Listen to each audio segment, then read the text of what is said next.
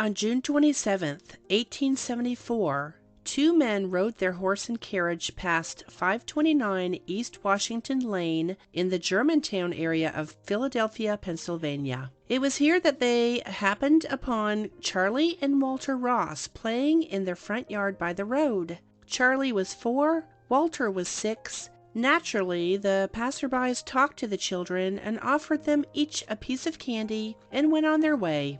But this kind gesture only set the scene for the men's true intentions that would soon be discovered in just a few days. Charley and Walter felt that they hit the jackpot and excitedly went inside the house to show their father, Christian, what they had just gotten from two seemingly nice men who were passing by. When Christian asked where they had gotten this candy, the boys said a man gave it to them. Christian drilled the boys pretty heavily about the men in the carriage, but soon brushed it off as two gentlemen simply making a kind gesture as they passed through the neighborhood, and gave the incident no further thought. Let this be a sign, dear listeners, that you should always teach your children, grandchildren, or anyone under your care to never take candy from strangers, because this is the story of what would be the very first ransom case ever documented in American history. This is Dying to Be Found's bonus episode number 2.03.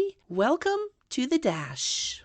Hi everyone, this is Deb from Dying to Be Found. Before we get started, I just wanted to say that episodes contain disturbing discussions on harmful acts and crimes against animals and or humankind. Recordings are not intended for young or sensitive audiences due to the content nature of this podcast. Listener discretion is strongly advised.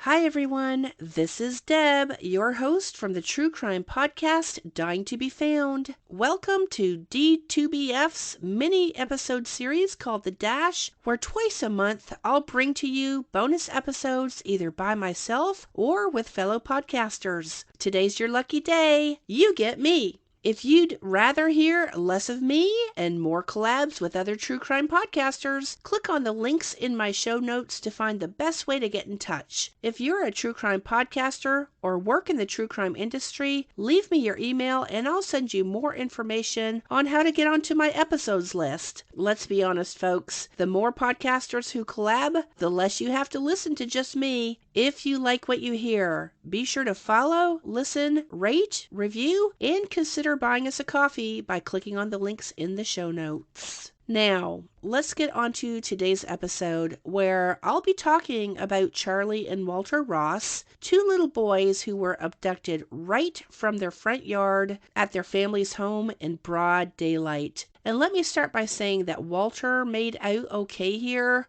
Unfortunately, Charley did not, or at least not that we know. I had mentioned at the beginning of today's Dash episode that these two men had ridden by Charley and Walter Ross's home. On June 27th, 1874, they gave Charley and Walter each a piece of candy. 5 days later, on July 1st, which was just a few days before the National Independence Day holiday, these men rode by the Ross mansion again and stopped to talk to Charley and Walter as the boys played out front as usual. What they had been doing for the past several days was scoping out the neighborhood to assess people's social status, and this neighborhood where the Ross family lived would have been considered an upscale neighborhood during the time. The two men continued these ride-bys of the Ross mansion, carefully observing how Charley and Walter Ross would play outside in front of their home every day, and if there were any grown-ups around. Anytime they encountered the boys, they would stop and chat and then just be on their way. On July 1st, 1874, however, the men stopped to talk to the boys again, and this time they offered to buy Charley and Walter firecrackers for the 4th of July holiday. Now, I personally have raised a boy, and I know how much they like something as thrilling as this. So, of course, Charley and Walter hopped on board of the buggy with the men, and off they rode. The men drove into town, pulled up to a cigar store that had fireworks displayed in the window and gave Walter 25 cents to go inside to buy the firecrackers while Charley waited outside in the wagon with the two men. While Walter was inside the store, the men rode off with Charley. The men who kidnapped Charley and Walter Ross presumed that their father Christian was well off. After all, Christian was a dry goods merchant. He was a husband and father of 7 children. Christian had lived in a well-to-do area of town, and these factors are likely why these two men chose Charley and Walter as their kidnapping victims. As I mentioned, on July 1st, the day that Charley disappeared, Christian had returned home from work that afternoon and presumed the boys were outside playing at someone's house. His wife was out of town due to illness and was visiting one of their older children. Christian was left in charge of Charley and Walter for the next couple of weeks until his wife could send for them. Christian went about looking for the boys when they didn't return home for tea. He asked his neighbors if they had seen Charley and Walter, and one of these neighbors told Christian that he saw them jump into a buggy with 2 men. So of course Christian immediately began searching for his children. Several hours later, Christian located Walter at the local police station, but Charley was not with him. Walter had been found in the Kensington area of Philadelphia, which is around 5 miles or 8 kilometers southeast of the Germantown area where the Ross family lived. Walter was able to give a pretty fair description of the 2 men. The man who had given him candy a few days earlier was described as having a reddish mustache, and he wore glasses. The second man was older. He also wore glasses, but had a funny-looking nose that reminded him of, in Walter's terms, a monkey. Christian immediately placed an ad in the newspaper which offered a $300 or 248 pound reward for Charley's safe return. The first ransom note Christian received on July 5th was short and to the point. The author of this letter had terrible spelling and grammar, folks. I tried to read it for this episode, but I will definitely put the note in our show notes because I can't even get through reading. The grammar is so atrocious. It just wouldn't make sense. Now, the second letter came on July 6th that demanded $20,000 or 16,591 pounds for the safe return of Charley Ross. The letter read, quote, "You will see your child dead or alive. If we get your money, you get him live. If no money, you get him dead," unquote. The next ransom note arrived on July 7th, stating that the kidnappers were ready to negotiate. This letter instructed Christian to correspond through the Philadelphia Ledger regarding any further negotiations.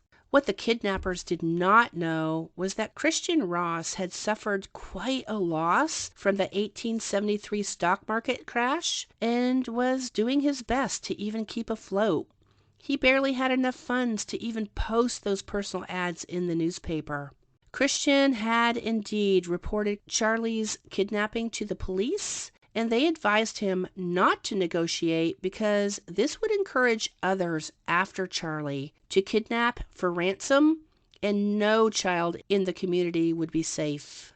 Heeding their advice, Christian's personal ads turned to vague compliance, where at one point, under the direction of the police, Christian went so far as to say that he would not participate in paying Charley's ransom. By July 22nd, 1874, the mayor of Philadelphia offered up a $20,000 reward for the arrest of these kidnappers. Christian spent the next several days trying to negotiate with the kidnappers through those personal ads while police canvassed the area. According to the Yale Review, they staked out railway depots, public areas, stone quarries, and abandoned factories. The police even raided gypsy camps, brothels, and simply went door to door to no avail. At some point, Christian did attempt to pay ransom and even arranged for a meeting, but stated that he would not hand over any money unless he had proof of life. There were also accounts that the kidnappers were not pleased with how the negotiations were going and refused to make the exchange between Charley and the ransom money. But in contrast, when they did secure a drop-off point, the two men were so broke they couldn't even travel to make the exchange. As the nationwide search for Charley Ross continued, thousands of posters were printed and distributed across the United States in the hopes to locate the 4-year-old boy. After seeing these headlines in the news, P.T. Barnum, famous for the Barnum and Bailey Circus, sent Christian a telegram stating that he would pay the ransom on Christian's behalf if that would help get Charley back. Barnum paid Christian's way to meet him where he lived so that they could strategize Charley's safe return.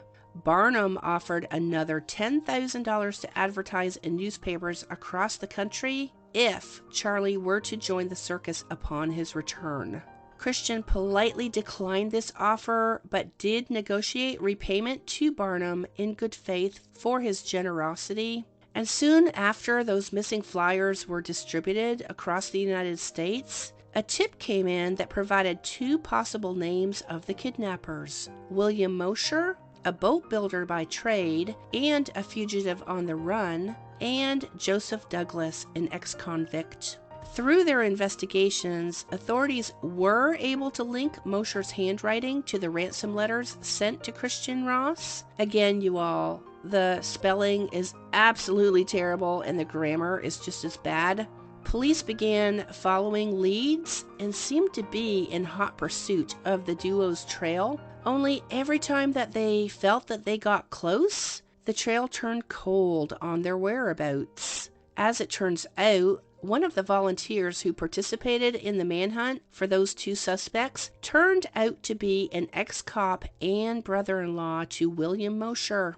Obviously, he was tipping Mosher and Douglas off that the police were closing in, which provided Mosher and Douglas the ability to keep authorities at bay. Mosher's brother-in-law later pled guilty to interference in Charley's kidnapping case.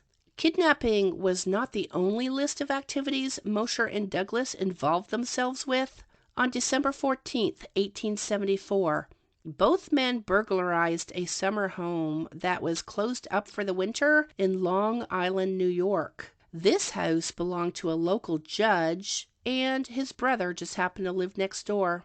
The judge had an alarm system installed at his summer home, which was wired to go off at his brother's house. On December 14th, that alarm went off. The judge's brother, his son, and two other neighbors armed themselves before going over to the empty house to investigate. When they arrived, they discovered two men inside burglarizing the dark house by candlelight. The four do-gooders entered the house and a shootout ensued. Mosher was immediately killed and Douglas was mortally wounded. As he lay dying, Douglas confessed to being Charley Ross's kidnapper, along with William Mosher. He was asked where Charley was, but could not say because only Mosher had that information. Of course, Mosher was already dead, and Charley's whereabouts died along with him. Walter Ross was later brought to the morgue to identify Douglas. He positively ID'd Douglas based on that funny nose he had described to his dad months earlier when the boys were first taken. As it turned out, Douglas had a nose deformity due to skin cancer. So let's talk about the aftermath here. Christian spent the rest of his life and $60,000 over the years looking for his son Charley. He wrote a best-selling book accounting the events of Charley's abduction, which I placed a link into the show notes, and you all, I could not believe that I found this little gem. To this day, Charley's whereabouts have never been discovered. Christian Ross died in 1897 without ever knowing what happened to his son. And although I didn't really mention very much on Charley's mother, I did read that she died in 1912. Charley's brother Walter died in 1943. The Ross mansion was torn down in 1926, and a church was built in its place where it still stands today. On February 25th, 1875, the state of Pennsylvania passed strict laws for kidnapping. And that's it, you all. That is the story of Charley Ross, America's first ransom case. So, if you have any feedback that you want to write in, be sure to let me know what you think of this episode. And don't forget to send me your email if you are a true crime podcaster or true crime professional who wants to be highlighted on the dash. Click on the links in our show notes to find out more about our podcast, and check back every Wednesday for the dash and every Thursday when I get together with my family members. Until next time, I'll talk to you soon.